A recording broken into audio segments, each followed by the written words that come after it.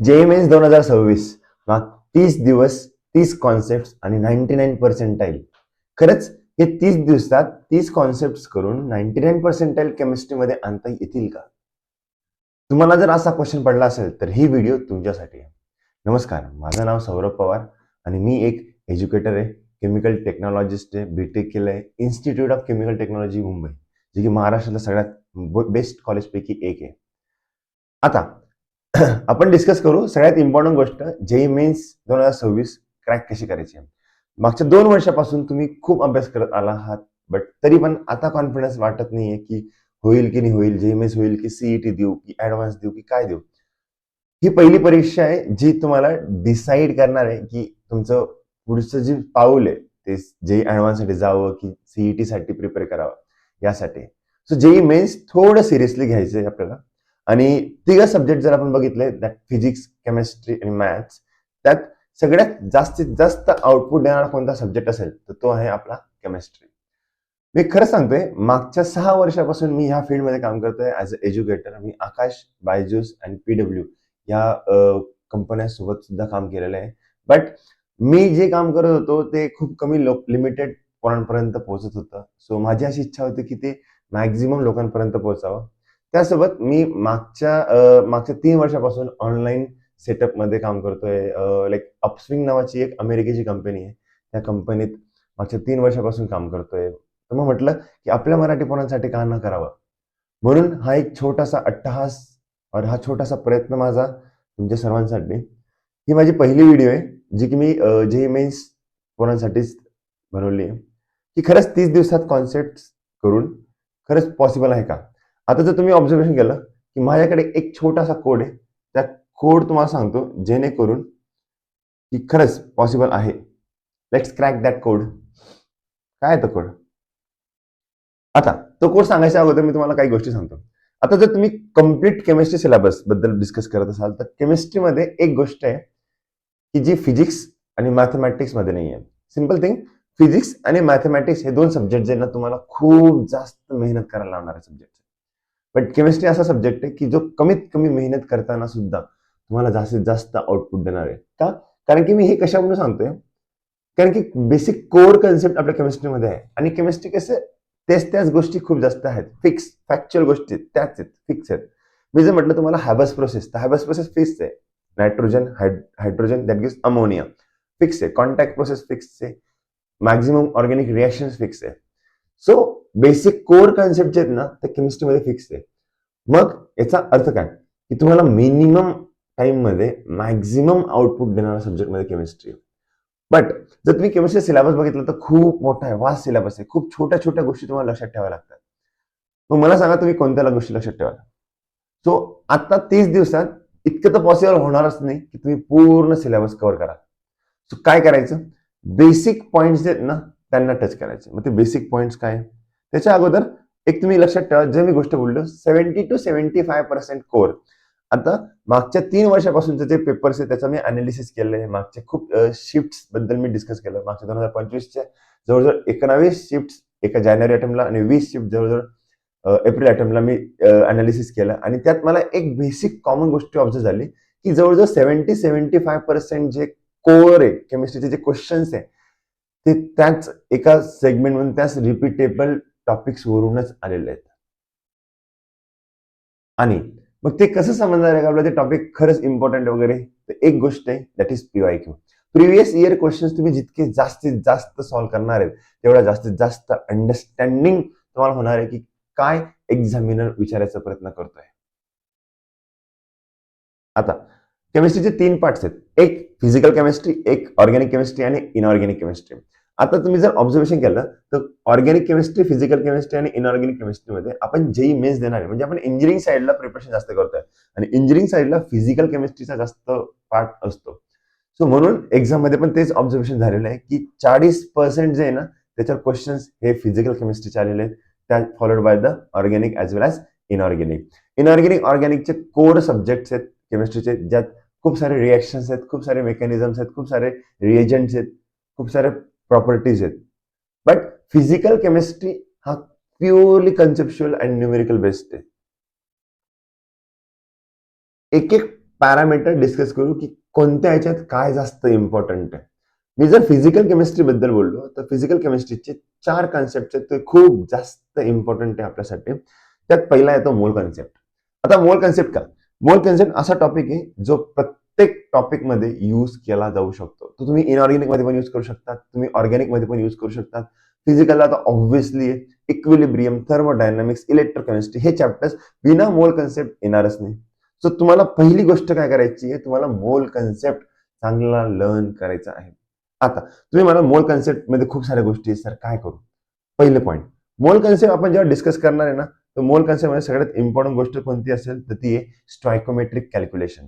काय आहे स्टॉयकोमेट्रिक calculation? So तुम्हाला सगळ्यात पहिली इम्पॉर्टंट गोष्ट काय करायची आहे, स्टॉयकोमेट्रिक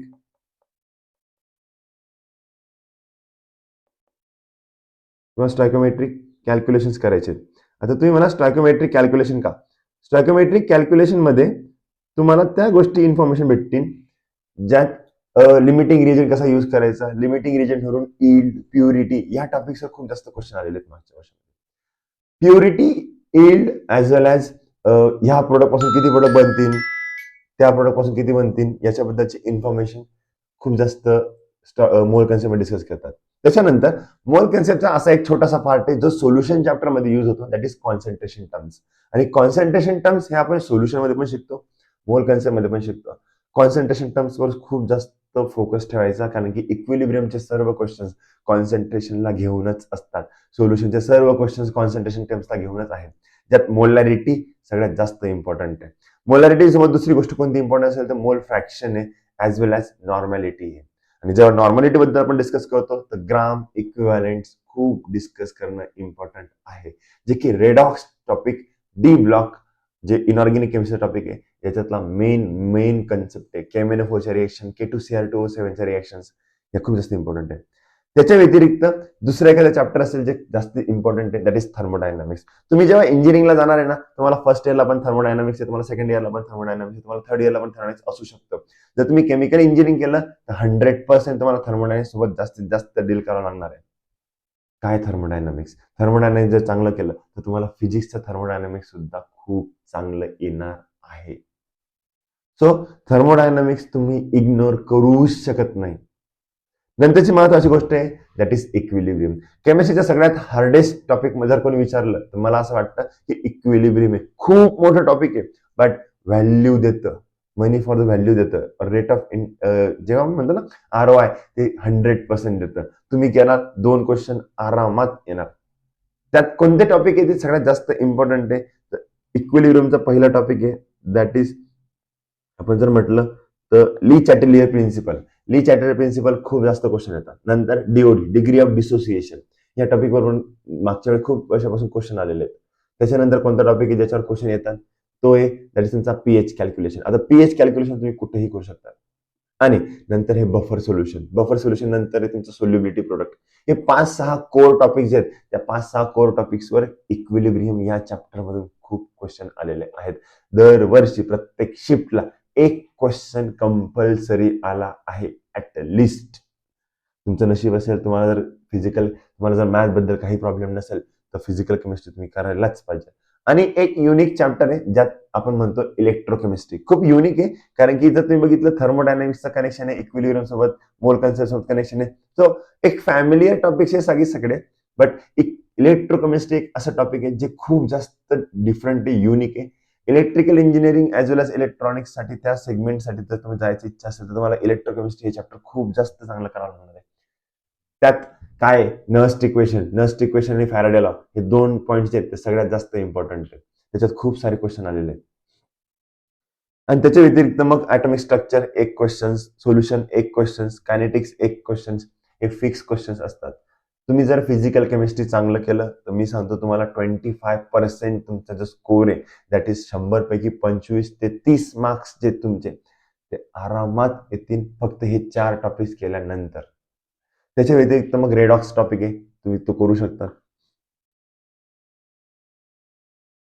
नंतर येऊया आपण इनऑर्गॅनिक केमिस्ट्रीकडे. आता इनऑर्गॅनिक केमिस्ट्री हा म्हटल्यानंतर सगळ्यांच्या डोक्यात येतं की यार किती थिअरी आहे, कसं करू, किती एक्सेप्शन्स आहे, काय काय करू, कधी होईल, केव्हा होईल. रिलॅक्स. इनऑर्गॅनिक केमिस्ट्री फक्त टाइम वेस्ट करणारा सब्जेक्ट आहे जेई मेन्ससाठी. आता तुम्ही म्हणाल की सर तुम्ही टाइम वेस्ट कसं म्हणताय, तर तो क्वेश्चन देणारे, मार्क्स देणारे. मग खरं सांगतो, जर तुम्ही नीट ऑब्झर्वेशन केलं तर इनऑर्गॅनिक केमिस्ट्रीमध्ये तुम्हाला 7 ते 8 क्वेश्चन येणार आहे आणि त्याच्यापैकी जवळजवळ 4 ते 5 क्वेश्चन हे 2 चॅप्टर्स मिळून येतात. ते चॅप्टर्स कोणते? एक तुमचं केमिकल बॉन्डिंग आणि एक तुमचं कोऑर्डिनेशन कंपाऊंड. केमिकल बॉन्डिंग आणि कोऑर्डिनेशन कंपाऊंड जर तुम्ही खूप जास्त चांगलं केलेलं राहिलं तर ट्रस्ट मी तुम्हाला मॅक्झिमम स्कोर करता येणार आहे इनऑर्गॅनिक केमिस्ट्रीमध्ये. केमिकल बॉन्डिंग कन्सेप्च्युअल आहे, खूप साऱ्या गोष्टी आहेत त्यात. कोऑर्डिनेशन पण कन्सेप्च्युअल आहे, त्यात पण एकच कन्सेप्ट जो जास्तीत जास्त काम करतो. आणि देन पिरियडिक ट्रेंड्स. आता तुम्ही मला पिरियडिक ट्रेंड्स खरंच गरज आहे का? येस. एक्सेप्शनसह पिरियडिक ट्रेंड्स खूप जास्त गरजेचे आहे. मग सगळंच वाचायचं का? तर नाही. काय करायचं? फक्त पिरियडिक ट्रेंड जे आहेत तेच लक्षात ठेवायचे फिजिकल प्रॉपर्टीज मधले. तेच जास्त येतात म्हणजे क्लासिफिकेशन मधले.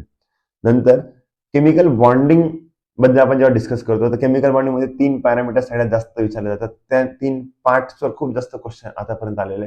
पहिला part that is hybridization and VBT theory. Hybridization, VBT आणि व्हीएससीपीआर थेरी या 3 थेरीवरून हायब्रिडायझेशन तुम्हाला जर काढता येत नसेल तर तुम्हाला मॅक्झिमम क्वेश्चन सॉल्व्ह करता येणार नाहीत. दुसरी गोष्ट आहे that is MOT theory, molecular orbital theory. Molecular orbital थेरीमध्ये खूप सारे क्वेश्चन्स आहेत जे फ्रेम होऊ शकतात, बट तुम्ही ऑब्झर्वेशन केलं तर रिपीटेड क्वेश्चन जास्त फ्रेम होतात. ऑक्सिजन, पॅरामॅग्नेटिक डायमॅग्नेटिक काय, nitrogen, paramagnetic diamagnetic, nitrogen monoxide, carbon monoxide, हे सगळे कंपाऊंड्स आहेत. याच्यातलं पॅरामॅग्नेटिझम और डायमॅग्नेटिझम, पीएम और डीएम याबद्दल डिस्कस करायचं जे आहे ते कुठे करता येतं? ते आपल्याला केमिकल बॉन्डिंग मध्ये करता येतं, एमओटी थेरी मध्ये करता येतं. त्याच्या व्यतिरिक्त असा कोणता टॉपिक आहे ज्याच्यात खूप सारे क्वेश्चन येतात केमिकल बॉन्डिंग मधून? तर तो टॉपिक आहे तुमचा बॉन्ड पॅरामीटर्स. आता बॉन्ड पॅरामीटर्स काय काय? बॉन्ड अँगल, त्याच्यानंतर बॉन्ड लेंथ, त्यानंतर तुमचं येतं डायपोल मुवमेंट, त्याच्यानंतर तुमचं रेडियस वगैरे वगैरे, या सगळ्या गोष्टींबद्दलचं डिस्कशन. सगळ्यात इम्पॉर्टंट काय?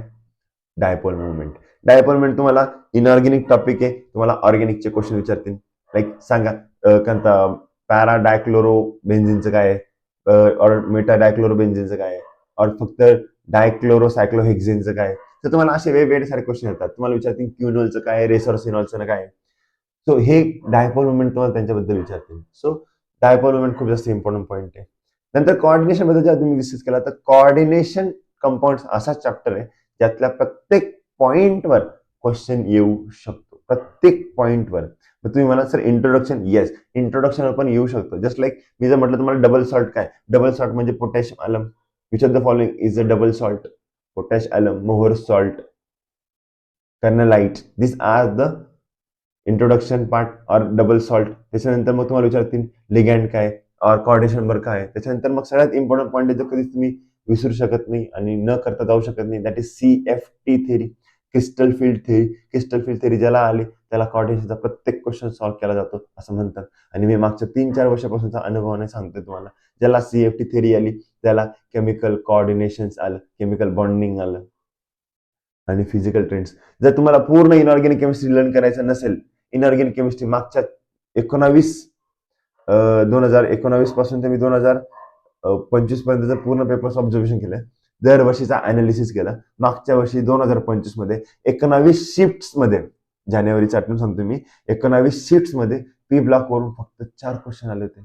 19 शिफ्ट मध्ये फक्त 4 क्वेश्चन, म्हणजे प्रत्येक 5 शिफ्टला फक्त एकच क्वेश्चन होता. म्हणजे जर तुम्ही उद्या पेपर दिला तर उद्यानंतर तुमच्या नंतरचे 5 शिफ्ट झाल्यानंतर पी ब्लॉकवर क्वेश्चन होता. मग मला असं वाटतं की मोठा पी ब्लॉक चॅप्टर खूप मोठा आहे आपलं. ते चॅप्टर करण्यापेक्षा आपण जर फक्त त्या टॉपिकचे ट्रेंड्स काय आहेत हे लक्षात ठेवले, बेसिक पॉइंट्स लक्षात ठेवले, रिॲक्शन न करता ते आपण जर लक्षात ठेवले तर मग मोस्ट ऑफ द चान्सेस तुमचा टाइम पण वाचेल आणि तुम्हाला मॅक्झिमम स्कोअर पण होईल. त्याच्यानंतर येतं ऑर्गॅनिक. आणि तुम्ही म्हणाल सर आम्हाला ऑर्गॅनिक खूप मस्त येतं. जर तुम्हाला खूप मस्त येत असेल तर कॉंग्रॅच्युलेशन, तुमचा अर्धा रस्ता तिथं क्रॉस झालेला आहे. बट जर कोणत्याही कंडिशन मध्ये तुमचं ऑर्गॅनिक वीक असेल, तुम्हाला ऑर्गॅनिक जमत नसेल, तर मग माय फ्रेंड काहीतरी प्रॉब्लेम आहे आणि तो प्रॉब्लेम तुम्हाला लवकरात लवकर सॉल्व्ह करावा लागणार आहे. कारण की ऑर्गॅनिकचे जे क्वेश्चन्स असतात ते कुठेही ऍडजस्ट केले जातात. मोल कन्सेप्ट मध्ये जर क्वेश्चन विचारायची इच्छा झाली तर ते इकडून येतात. मग तुम्हाला काय करायचं ऑर्गॅनिक? आता पूर्ण ऑर्गॅनिक करायला एवढा वेळ तर नाही आपल्याकडे. मग काय करायचं? एक सिंपलची गोष्ट सांगतो, GOC करायचं. आता तुम्ही मला GOC काय? General organic chemistry. General organic केमिस्ट्रीमध्ये सगळ्यात इम्पॉर्टंट पॉइंट्स कोणते कोणते, तर एक आहे ऍसिड बेस कन्सेप्ट, नंतर stability of carbocation carbanion, aromaticity, anti aromatic, non aromatic, aromatic. त्यानंतर सगळ्यात इम्पॉर्टंट काय आहे सर, तुम्ही सांगाल तर मग ते क्वालिटेटिव्ह अनालिसिस आणि क्वांटिटेटिव्ह अनालिसिस, त्यात अलग अलग मेथड्स, जेलदार मेथड, डुमास मेथड, हे सगळे मेथड्स, हे सगळे पॉइंट्स इम्पॉर्टंट आहे. कारण की 2 क्वेश्चन कंपल्सरी इथून यायचा चान्स असतो आणि ह्या जीओसीचे क्वेश्चन्स तुमच्या दुसऱ्या रिएक्शन मध्ये ऍडजस्ट केले असतात. जस्ट लाईक तुम्हाला तुम्ही सांगितलं डिकार्बॉक्सिलेशन. काय डिकार्बॉक्सिलेशन, एक जस्ट मिनिट,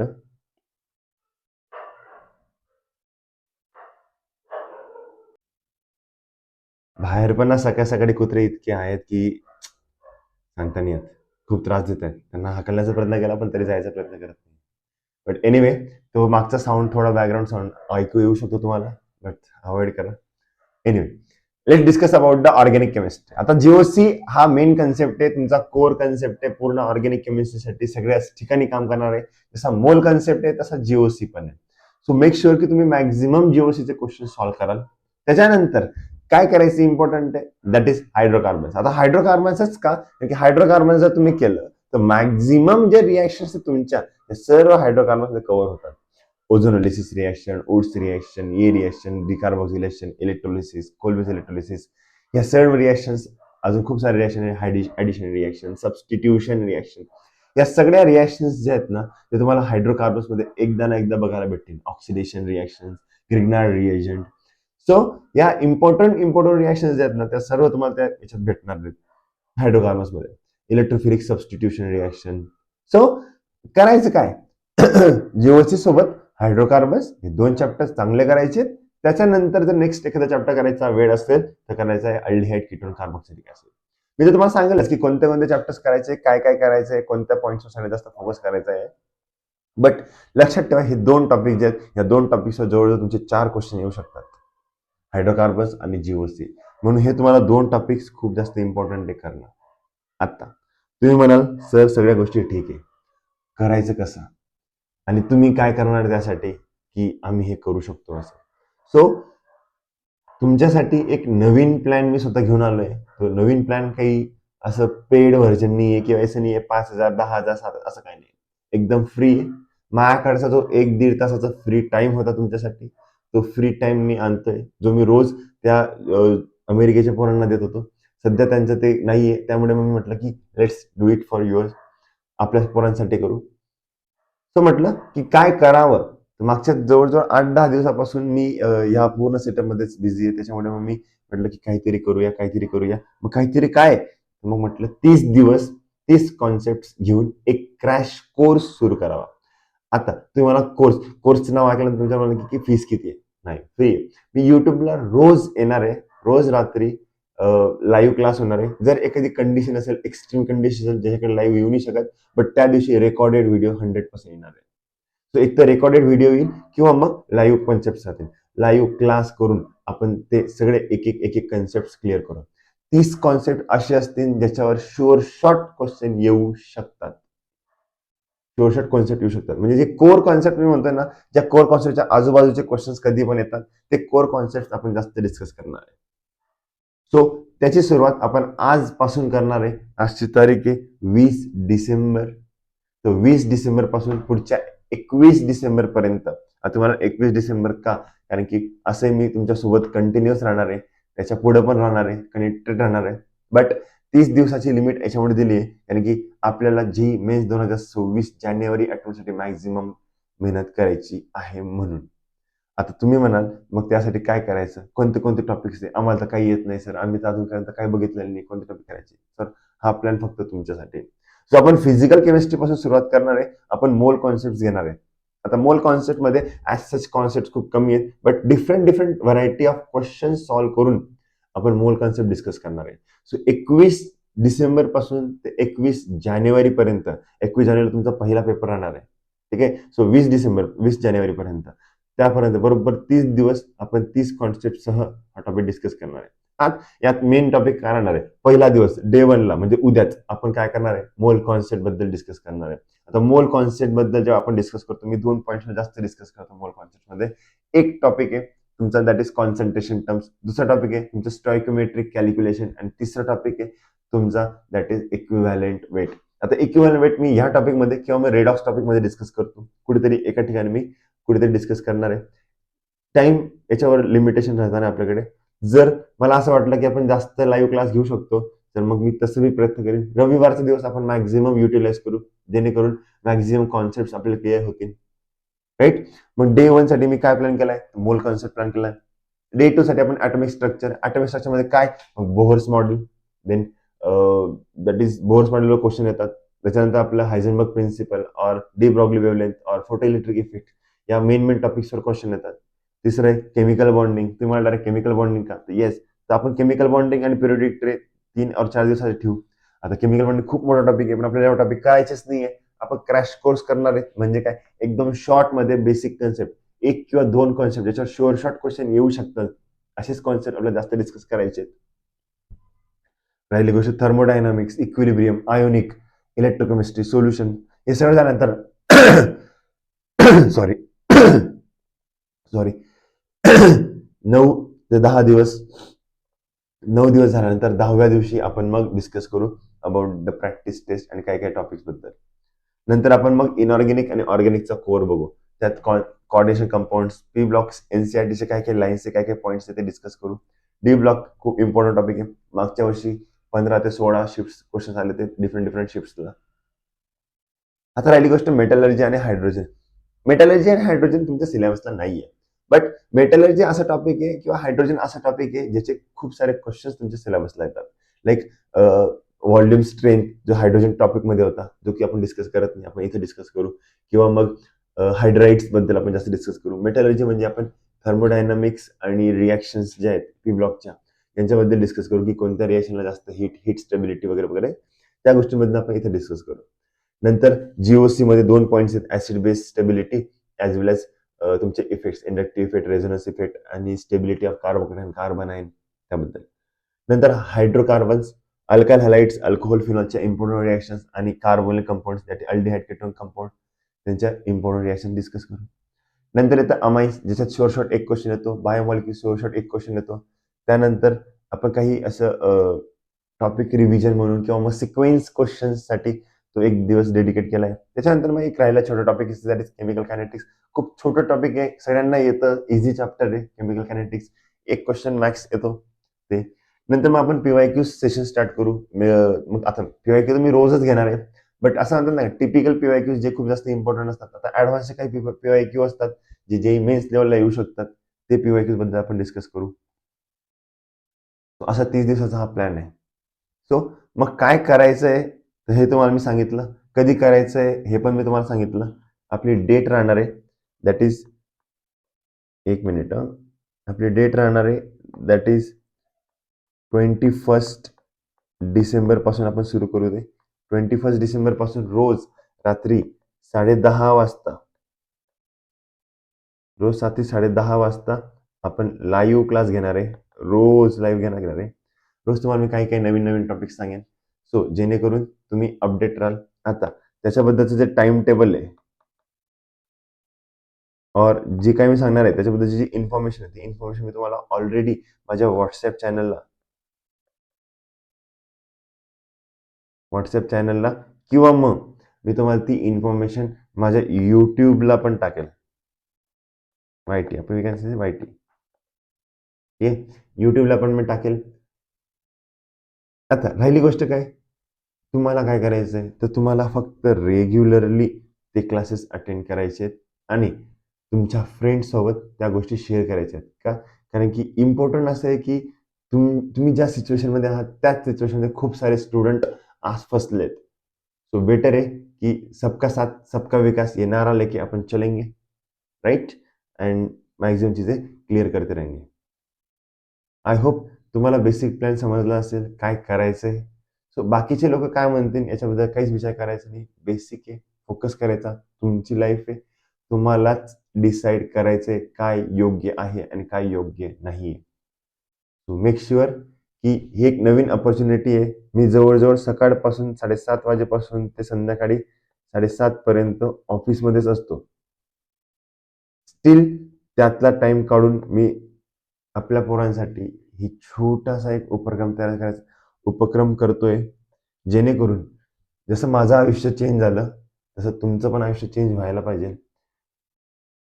खूप सारे मोठे मोठे कॉलेजेस आहेत ज्या कॉलेजला आपण जाऊ शकतो, खूप मोठी स्वप्न बघू शकतो. फक्त एक आहे, त्यासाठी तुम्हाला मेहनत करावी लागेल. 2 वर्ष जी तुमच्याकडनं मेहनत झालेली नाहीये, तीच मेहनत तुम्हाला आत्ता करायची आहे. 30 दिवस असा अभ्यास करायचा आहे, की काहीही पॉसिबल होऊ शकतं असं. आणि तुम्हाला जर असं वाटत असेल, की मी जसा हा प्लॅन केमिस्ट्रीसाठी केला, तसाच तुम्ही फिजिक्ससाठी पण तुम्हाला जर प्लॅन पाहिजे असेल किंवा मॅथेमॅटिक्ससुद्धा प्लॅन पाहिजे असेल, तर प्लीज कमेंट करा. आणि बाकी मग भेटूया लवकरच लाईव्ह क्लासमध्ये. लाईव्ह क्लास पण येत राहतील, शॉर्ट्स पण येत राहतील, क्वेश्चन PYQs पण येत राहतील. तुम्हाला त्यासोबत तुमचे खूप सारे असे कन्सेप्ट्स आहेत. लाईक असं मला वाटलं की ते आपण घेऊ नाही शकत इथं, ते पण टाकीन. जर मला असं वाटलं मला टाइम भेटला चांगला रविवारसारखा, मी मॅक्झिमम अशी मोठी लेंदी व्हिडिओ, कंप्लीट व्हिडिओ बनवू शकतो एखाद्या चॅप्टरवर. बट वेळ लागेल. सो आवाज थोडा बसलाय माझा, त्याच्यामुळे थोडा त्रास होतोय. Sorry for that. बट समजून घ्यायचा प्रयत्न करा. काय प्रॉब्लेम येतोय तो माझ्याशी बोला. फेस जो तुम्ही फेस करतायत तो शेअर करा आणि देन मग अकॉर्डिंगली आपण सोल्युशन त्याच्यावर काढू. ठीक आहे. मी तुम्हाला माझं व्हॉट्सअप चॅनल जे आहे ते सेम नावाने आहे, दॅट इज केम इग्नाइट. ठीक आहे. केम इग्नाइट हे नाव पण त्या इन्स्पायरिंग नाव आहे, कारण की केम इग्नाइट म्हणजे केमिस्ट्री आणि इग्नाइट म्हणजे अ, एखादी गोष्ट जाणणं, जलाने काय. आणि तुम्हाला तुमच्या आयुष्यात कोणाला जाळायचं असेल, जाळायचं म्हणजे लाईक जळवायचं असेल, तर बस बेस्ट आहे. हा चॅनलला सबस्क्राईब करा आणि फॉलो करा हे सगळे डेज, 30 डेज. कन्सिस्टन्सी काय असते हे तुम्हाला समजेल. कन्सिस्टन्सी नावाची जी गोष्ट आहे ती तुमच्या अंगी कामा येईल. सो एकच सिंपल गोष्ट आहे, लेट्स बर्न दॅट कन्फ्युजन जे तुमच्या डोक्यात होतं, and let's start sparks your concepts. Okay, see you then. Good bye.